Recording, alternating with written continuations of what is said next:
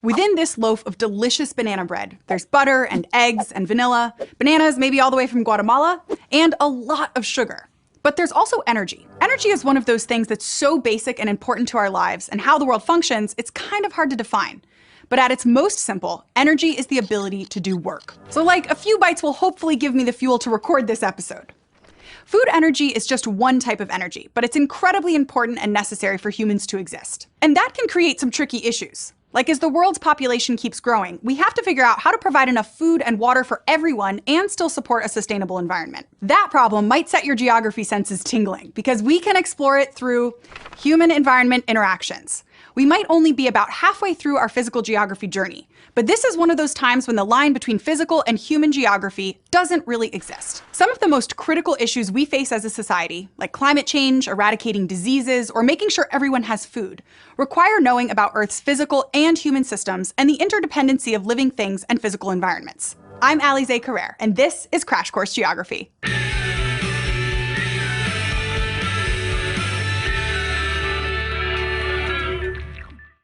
People need a lot of energy throughout their lives, especially the food energy we get from the banana bread and other stuff we eat to power our bodies.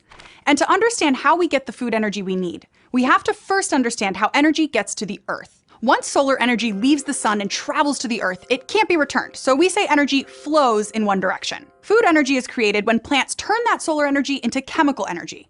Using photosynthesis, plants combine sunlight, carbon dioxide, and water to make carbohydrates, which are little packets of food energy. A food chain describes how energy makes its way through ecosystems, or communities of living and non-living things.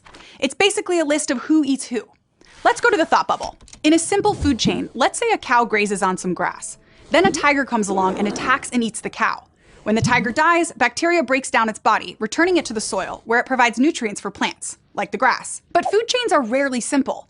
Cows like grass, but they'll also munch on corn stalks and hay. And tigers will eat other animals too.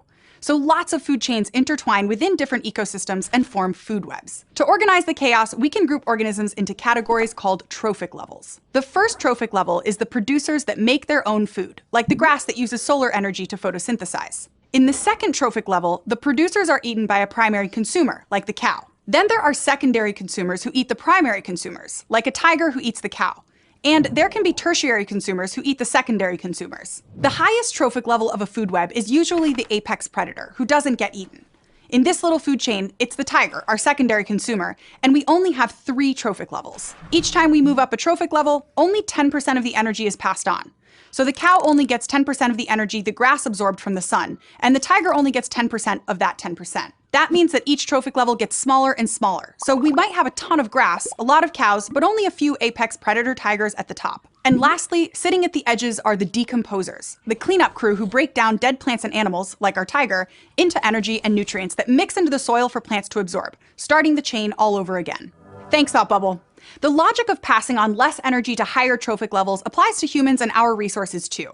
If we add more people or consume more food, that's going to influence the trophic levels below us. In fact, we can predict our impact on the environment with a formula that uses population size, how affluent a society is, which is usually measured by how much it consumes, and how much access to technology it has, which can be both positive and negative. The world's population has been rapidly increasing since the Industrial Revolution in the 18th and 19th centuries. With new manufacturing processes and machines, we could grow and create more food, and then feed more people.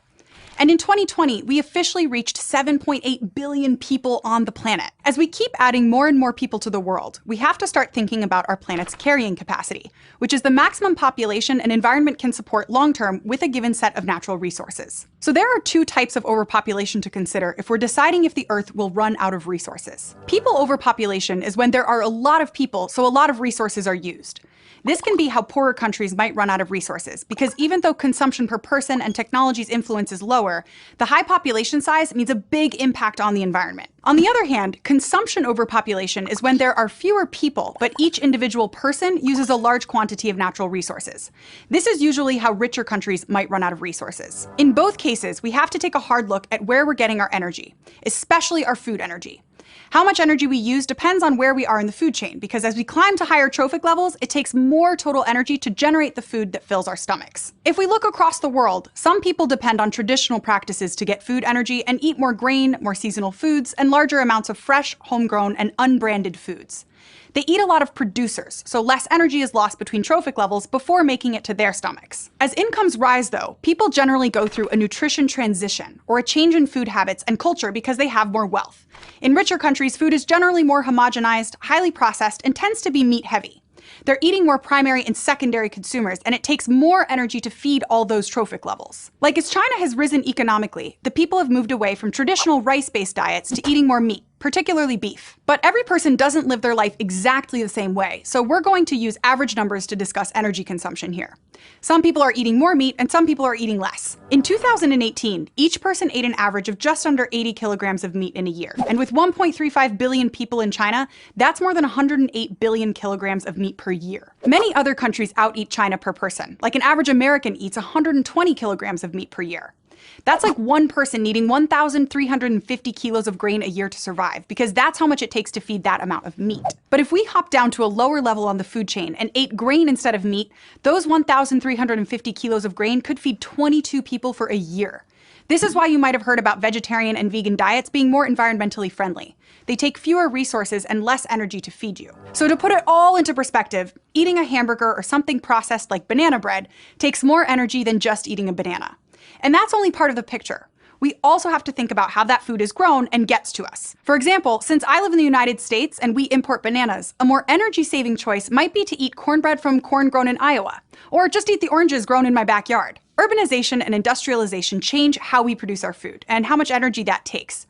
We can't just look at food chains, because most of our food energy comes from a combination of solar energy to help plants grow, plus whatever work and fuel we put into agricultural practices. For example, animal husbandry is a branch of agriculture focused on raising livestock, and requires land for grazing and fresh water. For thousands of years, we've raised animals like llamas in the Andes, yaks, goats, and sheep in the Himalayas, reindeer in the Arctic Circle, and camels in Mongolia and in the Sahara. And humans met those animal husbandry requirements through transhumance, or moving herds between pastures with the change of seasons to help ecosystems stay productive.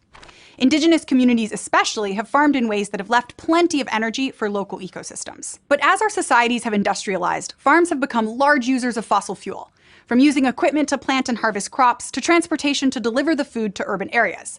This is one spot where that technology piece of the formula can factor in. As demand for meat has increased, we've also created factory farms dedicated to producing meat, which require even more energy because all those animals need food to eat and water to drink. So there are farms that grow crops just to feed animals on other farms, like in the Corn Belt in the middle of the US.